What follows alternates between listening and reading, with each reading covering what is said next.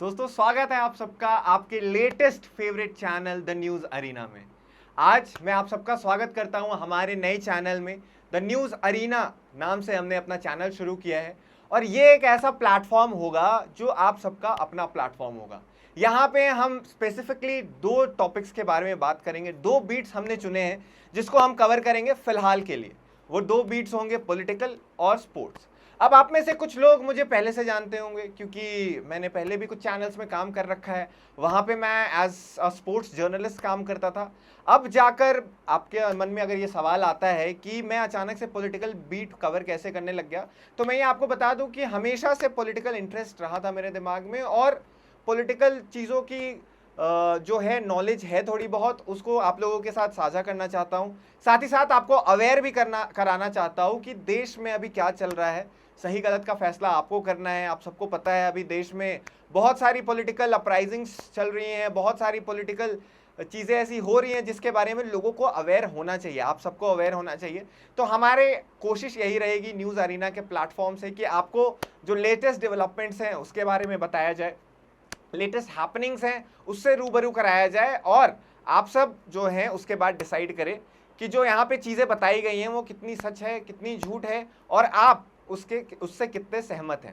जहाँ तक बात रही मेरे दूसरे साइड, जो कि मेरा पहला प्यार क्रिकेट और स्पोर्ट्स की आप बात करें, वो भी यहाँ पे भरपूर तरीके से फॉलो किया जाएगा। यहाँ पे उसके ऊपर भी वीडियोस बनाई जाएंगी, उसके ऊपर भी डिस्कशंस होंगे। कल फीफा वर्ल्ड कप का फाइनल खेला गया, आप सबने देखा होगा, जहाँ पे स्पेन ने दूसरी बार वर्ल्ड चैंपियनशिप जीत लिया। दूसरी बार वो फीफा वर्ल्ड कप के चैंपियन बने हैं। आराम से उन्होंने अर्जेंटीना को, भले ही स्कोर शीट अगर आप देखें तो 1-0 वो आपको दिखाई देगा, लेकिन ओवरऑल अगर आपने मैच देखा हो तो ये आपको साफ साफ पता लगेगा कि स्पेन ने बहुत आराम से डोमिनेट करके अर्जेंटीना को कहीं सामने आने नहीं दिया था। बहुत ही वन साइडेड सा मैच हो गया था, थोड़ा बोरिंग डल सा मैच हो गया था। तो हम अभी स्पोर्ट्स की चीज़ों को भी कवर करेंगे और इन डेप्थ में भी बातें करेंगे। कल इंडिया की जो टीम है वो सीरीज़ भी हार गई। इंग्लैंड गए थे हम खेलने, वहाँ पे वनडे सीरीज़ भी हम 2-1 से हार गए। उसके पहले हम T20 सीरीज 4-0 हार गए थे 5 मैचेस की सीरीज में। आयरलैंड जाकर भी हारे थे। तो अभी इंडियन टीम, अगर क्रिकेट टीम की बात करें, मेंस क्रिकेट टीम की बात करें, तो इतनी अच्छी परफॉर्मेंस हमारी नहीं चल रही है। वहीं अगर हम वुमेन्स क्रिकेट टीम की बात करें तो उन्होंने लॉर्ड्स में एक ऐतिहासिक जीत दर्ज कर ली थी भाई। उन्होंने इंग्लैंड को वहाँ पे जाके पहली बार में ही हरा दिया और काफ़ी अगर आप देखें तो ये हिस्टोरिकल विक्ट्री थी हमारी टीम के लिए। तो ये तो रही स्पोर्ट्स की बात। अब मैं आता हूँ हमारे असल मुद्दे पे। असल मुद्दा, अगर आप सबको पता हो, अगर आपने रिसेंटली न्यूज़ फॉलो किया हो, अगर रिसेंट डेवलपमेंट्स आपने फॉलो किए हैं, तो आपको पता होगा अभी सब हर एक जगह पे बात हो रही है बस एक टॉपिक की, वो है कॉकरोच जनता पार्टी और उनका प्रोटेस्ट। तो आप सबको पता होगा एक सटायर के रूप में उन्होंने अपना पार्टी बनाया था। पार्टी बनाया भी नहीं था, एक इंस्टाग्राम पे अपना पेज बनाया था, एक आईडी बनाई थी, जहाँ पे CGI जो है इंडिया के, उन्होंने युवाओं के ऊपर तंज कसा था। उसके बाद एक पेज बनाया गया था इंस्टाग्राम पे जिसको नाम दिया गया कॉकरोच जनता पार्टी का। उस टाइम पे लोगों ने इतना सीरियसली नहीं लिया, हालांकि फॉलोअर्स बहुत जल्दी उन्होंने एकत्रित कर लिए थे, लेकिन अगेन सबको ये लगा था कि ये इंस्टाग्राम तक सीमित रह जाएगा, सोशल मीडिया की बात है, हवा हवा की बात है और ये सारी चीज़ें। लेकिन उसके बाद उन्होंने एक्टिवली चालू किया इंडिया के यूथ के साथ इंगेज करना, इंडिया के यूथ के साथ उन्होंने कनेक्ट करना शुरू किया। आप देखें धीरे धीरे सोशल मीडिया से वो ग्राउंड पे उतरे। पिछले 1 महीने से दिल्ली में आकर वो जंतर मंतर और उस वाले एरिया में, जनपद वाले एरिया में प्रोटेस्ट उन्होंने करना शुरू किया और उनकी डिमांड जो थी स्पेसिफिकली एक टॉपिक को ही लेकर थी। वो क्या थी? उनकी डिमांड थी कि अभी जो नीट स्कैम हुआ है इंडिया में, धर्मेंद्र प्रधान जो हमारे एजुकेशन मिनिस्टर हैं, उनकी रेजिग्नेशन को लेकर। क्यों? क्योंकि बार बार अगर आप देखें हमारे एजुकेशन सिस्टम के द्वारा, एजुकेशन जो पूरा डिपार्टमेंट है, अगर आप देखें तो वो एक फेलियर सा साबित हो रहा है। हम अच्छे से एग्जाम्स कंडक्ट नहीं करा पा रहे हैं। और बात यहाँ बस नीट एग्जाम्स की नहीं है, यहाँ पे स्टेट में जितने सारे एग्जाम्स होते हैं आप उनकी बात कर लें, तो ओवरऑल जो हमारा एजुकेशन सिस्टम है उसमें बहुत सारी चीज़ें हैं जिसके ऊपर हमें डिस्कस करना था।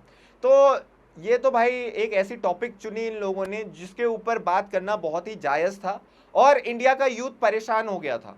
इंडिया का यूथ जो बार बार एग्जाम्स के लिए मेहनत कर रहा है, बार बार एग्जाम्स के लिए जो है कड़ी तपस्या कर रहा है। भाई इंडिया में एग्जाम्स निकालना इतना आसान नहीं होता है, लाखों की संख्या होती है, किसी एक एग्जाम को लाख से ज्यादा कैंडिडेट दे रहे होते हैं, और ऐसे में अगर आप उनकी मेहनत को ऐसे एग्जाम्स कैंसिल करके खारिज कर देंगे तो ये होना तय है। और यहाँ पे जो कॉकरोच जनता पार्टी है उन्होंने अच्छे से नब्ज पकड़ा, उन्होंने देखा कि इंडिया में किस चीज की कमी है, जो सरकार है वो कहाँ लैग बिहाइंड कर रही है। उन्होंने सरकार का पीछा किया, उन्होंने सरकार के सामने सिफारिश रखी कि भैया हमें चाहिए कि जो आपकी सरकार है, आपके जो मिनिस्टर हैं वो अकाउंटेबिलिटी ले, और अकाउंटेबिलिटी ऐसी ले कि फाइनली इवेंचुअली जाके वो रिजाइन करें। क्योंकि बार बार कोई सरकार अगर पेपर लीक होने देती है और उसको रोकने में असक्षम होती है तो भाई सवाल तो उठेंगे। ऐसे में इन्होंने जो डिमांड रखी कि हमारे एजुकेशन मिनिस्टर को जो है रेजिग्नेशन देना चाहिए, और जो एग्जाम्स में बार बार चीज़ें हो रही हैं वो रिपीट ना की जाए। पूरा यूथ जो है इस चीज़ के पीछे पड़ा हुआ था। तो शुरू में जो इन्होंने मूवमेंट अनाउंस किया वहाँ पे लोगों ने इनको मजाक में लिया, क्योंकि जैसा हमने बताया कि सटायर के रूप में इन्होंने पार्टी भी फॉर्म किया था, तो पूरे देश में यही चर्चा थी कि इनसे ज़्यादा कुछ होने वाला नहीं है, और ये जो है वो इंस्टाग्राम वॉरियर रह जाएंगे, कीबोर्ड वॉरियर रह जाएंगे, और सोशल मीडिया तक ही सीमित रह जाएगी इनकी चीज़ें। लेकिन ये मेहनत जो इन्होंने किया है ना, वो आज आप अगर देखेंगे इसका रिजल्ट, जो निष्कर्ष नज़र आ रहा है वो अब जाकर पता लगेगा। इन्होंने इनके साथ जुड़े सोनम वांगचुक जी की अगर हम बात करें तो सोनम वांगचुक जी जैसा आप सब जानते हैं काफ़ी रिस्पेक्टेड फिगर हैं, उनकी बहुत रिस्पेक्ट है। तो ऐसे में उनको जब सीजेपी ने जोड़ा तो उनका भी जो डिमांड थी, उन्होंने जो डिमांड रखी वो बिल्कुल सिमिलर थी सीजेपी वाली। उनका ये कहना था कि हम चाहते हैं कि एजुकेशन मिनिस्टर जो हैं वो रेजिग्नेशन दें, अकाउंटेबिलिटी ले, और अभी तक जो हुआ है, अभी तक जो चीज़ें हुई हैं उसके बारे में हमें आंसर्स दी जाएं कि क्यों इतना फ्रीक्वेंट हो गया है ये सारे जो पेपर स्कैम्स हो रहे हैं, पेपर स्कैंडल्स हो रहे हैं, इसके बारे में जो है सरकार हमें जवाबदेही करे।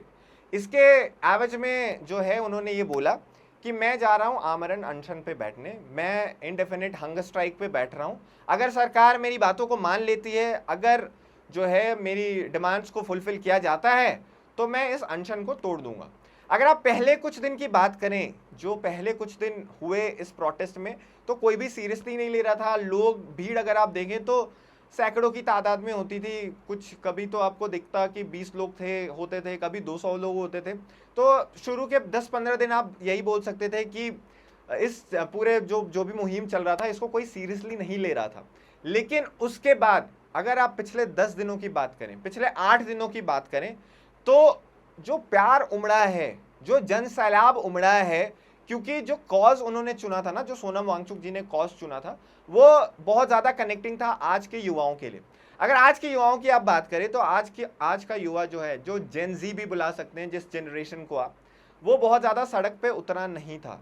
आप लास्ट अगर कोई बड़ा प्रोटेस्ट याद करें तो आपको अन्ना आंदोलन याद आएगा, जहाँ पे एज अ नेशन हमने प्रोटेस्ट किया था, जहाँ पे स्टूडेंट्स भी इक्वली पार्टिसिपेट कर रहे थे। उसके बाद भी कुछ बड़े प्रोटेस्ट हुए हैं जिसमें किसान आंदोलन वगैरह शामिल हैं, लेकिन भाई उसमें स्टूडेंट्स का कोई लेना देना नहीं था और स्टूडेंट्स इतने एक्टिवली पार्टिसिपेट नहीं कर रहे थे। ये जो करंट जनरेशन है ये थोड़ा सोशल मीडिया ज़्यादा बेस्ड है, सोशल मीडिया पे ज़्यादा एक्टिव रहती है, इनको ज़्यादा फर्क नहीं पड़ रहा था अभी तक, इनको ज़्यादा मतलब नहीं था कि देश में क्या चल रहा है और ये सारी चीज़ें। लेकिन ये यहीं पे सक्सेसफुल हुआ सीजेपी का प्रोटेस्ट कि उन्होंने सोशल मीडिया के थ्रू यूथ को कनेक्ट करना सही समझा, और यूथ सबसे ज़्यादा एक्टिव है सोशल मीडिया पे। उन्होंने भी देखा भाई कि जो हो रहा है वो शायद सही नहीं है, जो हो रहा है इतने देश के इतने बच्चों के साथ जो भी हो रहा है वो कहीं से भी आप इसको जस्टिफाई नहीं कर सकते। लाखों बच्चों की बात थी, 20+ सुसाइड केसेस ऑलरेडी रिकॉर्ड किए जा चुके थे। तो ऐसे में युवाओं ने भी ये समझा कि अब समय आ गया है कि सड़क पे उतरा जाए, वरना सरकार तो अकाउंटेबिलिटी लेने से रही, वो वही है कि वो सिस्टम पैटर्न रिटर्न होता रहेगा, एग्जाम्स रिकंडक्ट करा लिए जाएंगे, रीनीट करा लिया जाएगा, फिर से जो है ये चलता रहेगा। तो अगर हम आज सड़क के ऊपर नहीं उतरते हैं तो शायद हमारे फ्यूचर के साथ फिर से खिलवाड़ होगा। और ऐसे में हमें पिछले 1 हफ्ते से आप बात करें तो जंतर मंतर जहाँ पे ये पूरा आंदोलन चल रहा था, वहाँ पे हज़ारों की तादाद में जनता दिखाई देने लग गई। लोगों का जो है पूरा का पूरा ध्यान जो है सोनम वांगचुक जी के ऊपर चला गया, और सीजेपी के जो भी मेंबर्स थे वो भी इसमें पूरा बढ़ चढ़कर हिस्सा ले रहे थे। बात उसके बाद आती है 2 दिन पहले, जहाँ पे सोनम वांगचुक जी को पुलिस सुबह में आकर अपने साथ लेकर चली जाती है। उनका ये कहना होता है कि हाईकोर्ट ने एक ऑर्डर रिलीज किया था, ऑर्डर तो नहीं था, बेसिकली एक स्टेटमेंट रिलीज किया था जहां पे उन्होंने बोला था कि अब सोनम वांगचुक जी की हेल्थ को मॉनिटर किया जाना चाहिए। क्यों? क्योंकि काफ़ी टाइम हो गया था, ऑलमोस्ट 20 दिन हो गए थे उनको स्ट्राइक पे गए हुए, और ऐसे में कोई भी ऑब्वियसली जो कोर्ट है वो ऐसा ही फैसला देगी जहाँ पे कोई भी प्रोटेस्ट अगर कर रहा है इतने लंबे टाइम के लिए तो उनके हेल्थ को मॉनिटर किया जाए। यही जो है यहाँ पे दलील देते हुए दिल्ली की पुलिस ने उनको हॉस्पिटल ले जाना सही समझा। वहाँ से उठाकर, जो प्रोटेस्ट साइट पे वो बैठे हुए थे वहाँ से उठाकर वो हॉस्पिटल लेकर गए, और उसके बाद अगर आप देखें तो भीड़ और बढ़ती गई। लोगों को लगा कि शायद जो सोनम वांगचुक जिस कॉज के लिए लड़ाई कर रहे हैं वहां पे फालतू में इंटरवेंशन की जा रही है गवर्नमेंट के द्वारा, जिसकी कोई जरूरत थी नहीं। सोनम वांगचुक जी ने एक प्रोटेस्ट जो है, मार्च जो है, ऑलरेडी प्लान कर रखा था आज की तारीख को उन्होंने बोला था 20 तारीख को जो पार्लियामेंट सेशन, मॉनसून सेशन का पहला दिन होगा, उस दिन हम मार्च करेंगे। हमारी जो यात्रा होगी वो शुरू होगी जंतर मंतर से और ख़त्म होगी पार्लियामेंट में जाके। तो आज भाई वही हमें देखने को मिला है। हमारी टीम से हमारे कॉरेस्पॉन्डेंट्स भी गए हुए थे इस पूरे जो भी वहाँ पे हुआ है, इस घटना को उन्होंने बहुत अच्छे से रिकॉर्ड किया है, बहुत सारे फुटेजेस निकाले हैं उन्होंने, आंखों देखी में बहुत सारे वहाँ की स्टोरीज भी बताई हैं। हम बाद में आपको और भी स्टोरीज बताएंगे जो आज उन्होंने देखा है, वो खुद ही आपको बताएंगे कि उन्होंने वहाँ पे क्या देखा है, कौन सी चीज़ें हुई हैं। लेकिन मैं आपको बता दूं कि ये सक्सेसफुल तो हुआ। सक्सेसफुल आप क्यों कहेंगे? आज के पहले आप किसी भी प्रोटेस्ट को याद कीजिए पिछले एक दशक में जहाँ पे भीड़ को बुलाया गया हो और थाउजेंड्स ऑफ पीपल गैदर हुए हों। ये एक पहला ऐसा प्रोटेस्ट था जहाँ पे आज हजारों युवा गैदर हुए थे उस प्रोटेस्ट में हिस्सा होने के लिए, उस मार्च का हिस्सा होने के लिए। और ये जो भीड़ है वो भीड़ गई, पार्लियामेंट तक गई। हाँ ठीक है, स्कैटर हो गए, ऑर्गेनाइजेशन की जो थी वहाँ पे ऑर्गेनाइजेशनल कमी दिखी, क्योंकि हम सीजेपी का क्रिटिसिज्म हमेशा से यही रहा है कि उनके पास ऑर्गेनाइजेशन नहीं है, और आज भी कहीं ना कहीं ये हमको देखने को मिला। लेकिन आज के प्रोटेस्ट ने ये तो मेक श्योर कर दिया है, आज के प्रोटेस्ट ने ये तो दिखा दिया है कि कहीं ना कहीं आज का युवा जो है सरकार से खफा है।